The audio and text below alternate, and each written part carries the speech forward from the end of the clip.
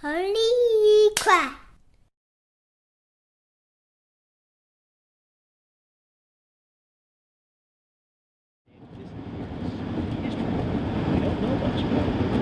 Well, we're heading up to the jail. The jail administrator up here, he's been here for years, and just noticed that everyone seems to be a repeat offender out here, at least in Custer County. Just getting the same people cycling through. Hooking up with this church that kind of shows internet church basically, and the guys optionally can go watch it. And he just started noticing as he'd been doing this, people were kind of getting a hold of this, their lives were kind of getting changed, and they were kind of getting out of the repeat offender process. So he was wanting a few people to tell their story, maybe kind of get it out to the community, so the community would be in support of pushing this thing to, you know, stop the cycle basically of repeat offending crimes. I'm a local bail bondsman and bounty hunter, so most of the people in this jail, I've bonded them out at one time. And of course I see the same thing with the repeat offenders and all that stuff. Usually this door fixing to go in is where I take them back after I catch them. So, anyway.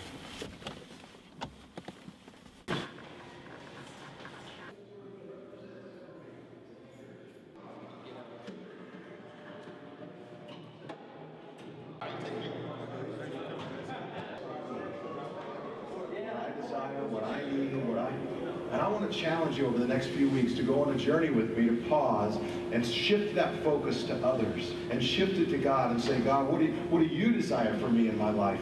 And to those that we love the most, how can we be more healthy for them so that they can experience the best us that we can bring to that relationship? Thine is the kingdom and the power and the glory. Thine is the kingdom and the power and the glory. Now and forever, amen. Now and forever, amen. My name is Willy Jr. I'm 25 years old. I've been here for a year and 2 months now. Going a 22-year sentence as of right now. I grew up basically around gang members, people who were on the corner selling the drugs, smoking the drugs, people living a fast life. Church services has helped me a lot, you know what I mean? Like out there in the world, my grandmother had me going to church when I was younger, trying to lead me to the right path, but I sidetracked and started sneaking out, hanging on the corner with the cool guys, as you would call it. I believe in God, I believe in the devil, you know what I mean? I believe in all that, but I strayed away from it. I never actually sit down and took time out to read the Bible and actually figure out what it means, you know what I mean? Now that I've come here and got a 22-year sentence, I've been in here a year, and Jerry has brought like basically new life to me with bringing these church services here and giving me a chance to get closer to God, you know what I mean? Yeah. And actually sitting down and reading the Bible, taking time out to find out what God has in store for me.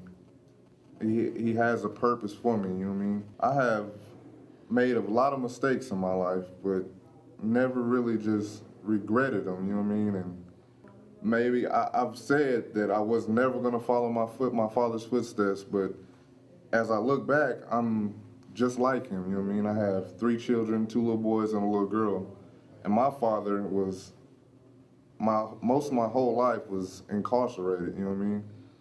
And I done been to prison twice now, and I'm going back for my 3rd time on a 22-year sentence.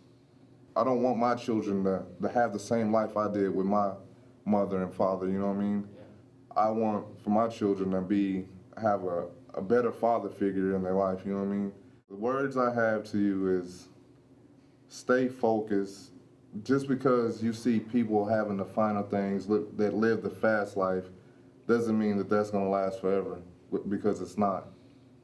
It's gonna end you up in the penitentiary doing a 22-year sentence, or like I said, life, or you might end up dead someday, you know? I just pray and hope that you take a step towards God and realize that He has a purpose for you in life besides living a fast life. Whenever you're ready. I think the thing that, if it hasn't got across to you guys that we're trying to get across here, is like, there's all kinds of programs, but there's nothing really in the jail. and it seems to be affecting people here. And you as a local person, I don't care if you believe in God or if you think these people up here that are in jail are just worthless scum. The thing is, they're coming back to your community. So if you can affect them and change their life to where when they get back out and they get back into our community, there's a change. And instead of our tax money going to keeping them in jail, I mean, they can actually be a person of society that helps out. So that's what we're trying to do here.